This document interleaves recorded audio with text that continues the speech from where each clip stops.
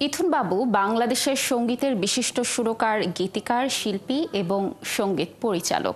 তবলা বাদন দিয়ে শুরু করে অনন্য সব সৃষ্টি দিয়ে হয়ে ওঠেন সঙ্গীতের মহারাজা। জুলাই গণঅভ্যুত্থানে দেশটা তোমার বাপের নাকি গানটির মাধ্যমে আবারও আলোচনায় আসেন। প্রথমবারের মতো আনন্দযোগের মুখোমুখি হলেন তিনি। দফা এক দাবি এক, শেখ হাসিনার পদত্যাগ। ধর ধর ধর চোরদের ধর, জনগণ করছে প্রতিবাদ। ধর ধর ধর চোরদের ধর, জনগণ করছে প্রতিবাদ। দফা এক দাবি এক, শেখ হাসিনার পদত্যাগ। পরিচয় খুঁজতে গিয়ে ব্যক্তি তালাশ করে পাওয়া যায় রক্তে মাখা ভালোবাসার চিঠি। তাতে আঘাতটা যায়নি দেখা, আঘাতটা যায়নি দেখা, অন্তরে না বুকে। হে হে হে হে। দর্শক, বাংলা সঙ্গীতের স্বর্ণালী যুগ বলা হয় ৮০ এবং ৯০ দশকের সঙ্গীতকেই। ঠিক সেই সময়ে বিদেশি গানের ভীষণ দাপট ছিল, আর সেই বিদেশি গানের বুকে বাংলাদেশের গানের পেরেক বসিয়েছেন যে কয়েকজন সঙ্গীতজ্ঞ, তার মধ্যে তরুণ যোদ্ধা সঙ্গীতজ্ঞ ইথুন বাবু। তিনি একাধারে বাংলাদেশের বিশিষ্ট সঙ্গীত পরিচালক, গীতিকার, সুরকার এবং শিল্পী। আজ আমাদের অতিথি হয়েছেন। আমরা কথা বলবো এই প্রিয় মুখ ইথুন বাবুর সাথে। তবলাবাদন দিয়ে ছেলেবেলায় শুরু হয়েছিল ইথুন ভাই, এবং সেই শৈশবে রাজশাহীতে বসে সেখান থেকে বাংলাদেশের সঙ্গীতাঙ্গনের এখন আপনি মহারাজা। কি বলবেন? প্রথমেই যুদ্ধটা ছিল হচ্ছে ইন্ডাস্ট্রি 90 থেকে। তবলা বাজানো তো খুব পারদর্শী ছিলাম, এবং 1978-এ রাজশাহী সারদা পুলিশ একাডেমিতে শহীদ প্রেসিডেন্ট জিয়াউর রহমান আমার তবলা বাজানো দেখে আমাকে আদর করেছিলেন এবং ডেকে বলেছিলেন অনেক কিছু।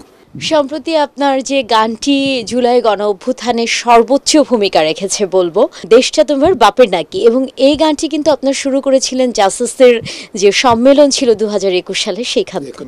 22 ডিসেম্বরের 3 তারিখে রাজশাহীতে একটা প্রোগ্রাম হয়।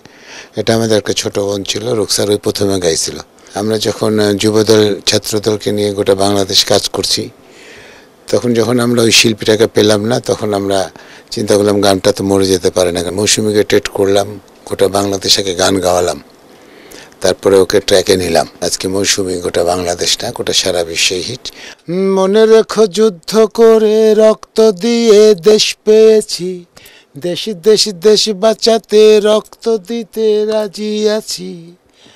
ভয় দেখিয়ে হবে না রে কাম, ও বাছারাম। এই গানটি গাইতে গিয়ে বা এই গানটি শুরু করতে গিয়ে আপনাদের অনেক ঝামেলা পোহাতে হয়েছে, সেই সম্পর্কে জানতে চাই।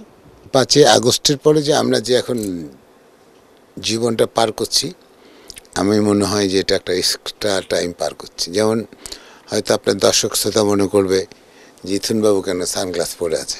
প্রথম প্রশ্ন আসবে যে এই কালো। এমনিতে আমি দেখছি, আমি যত টিভিদেরকে, চ্যানেলদেরকে আমি দিয়েছি, ওখানে কিছু সংখ্যক লোক আমাকে খুব সুন্দরভাবে গালিগালাজ করে, দালাল মালাল সব কিছুই বলে। তো যারা গালি দেন, মা বোন না দিলেই ভাল লাগবে। সেই সময়ে আপনার জীবনযাপন কেমন ছিল? এবং আমরা কিন্তু আপনাকে মাঝে মাঝে শাহবাগেও দেখেছি। 1 আগস্ট মনে হয় আমরা ছিলাম হচ্ছে ইয়েতে, রামপুরাতে। তখনই ওই টেয়ারসেল মেয়াজ, তারপরেও কিন্তু অপারেশন হয়েছিল আমার। এটা 4 আগস্ট রাত্রি 12:30 ছিলাম শাহবাগে। আমরা গান করেছিলাম মোট 40টা। আমরা এখনো করছি, লাস্ট গান চলে আসবে এখনই খুব তাড়াতাড়ি। যারা বেহুদ্দা দেশ নিয়ে একটু নড়াচড়া করবে তাদের বিরুদ্ধে গান করতে হবে আমাদের। কিন্তু আমরা খালি একা গান করি, শান আসছে। এই 5 আগস্ট যদি আজকে না হতো, এতদিনে 100 জনের মৃত্যু হতো, ফাঁসি হতো, লক্ষ লক্ষ লোক জেলে থাকতো, ঘর থেকে লোকজন বাড়ি করে নিয়ে মানুষকে মেরে ফেলতো, আমাদের তো অস্তিত্বই থাকতো না। 6 আগস্ট বিকেলে আপনাকে সাদা পোশাকে খুব উৎফুল্লভাবে দেখা গেছে মগবাজার মোড়ে, এবং আপনি খুব আপ্যায়ন করছিলেন, নিজেও খাওয়া দাওয়া করছিলেন। এর আগে যত মিডিয়াতে আপনাকে আমরা কালো পোশাকে দেখেছি, এবং আজ আবার দেখছি সাদা কালোর মিশ্রণ। এই সম্পর্কে আমি একটু জানতে চাই। আপনার প্রথম অ্যালবামের একটু গান শুনতে চাই, এবং আপনার জীবনের ভালোবাসা সম্পর্কেও জানতে চাইব। আমার জীবনের প্রথম অ্যালবাম ছিল হচ্ছে তোমার প্রতীক্ষায়। গানটা ছিল এরকম: তোমার প্রতীক্ষায় কাটিয়ে দেব অনন্তকাল, চোখের জলে ভাসিয়ে দেব আমার গান। দর্শক, আমরা কথা বললাম বাংলাদেশের বিশিষ্ট সঙ্গীত শিল্পী ইথুন বাবুর সাথে, এবং তার কাছে আমাদের প্রত্যাশা অনেক, তার অনেক অনেক গান আসুক যা শ্রোতা নন্দিত হবে, দর্শক নন্দিত হবে এবং ভালোবাসায় ভরে যাক। দেশের সাথে তিনি থাকুক, এই প্রত্যাশা। সুমনা সুমি, ৭১, ঢাকা।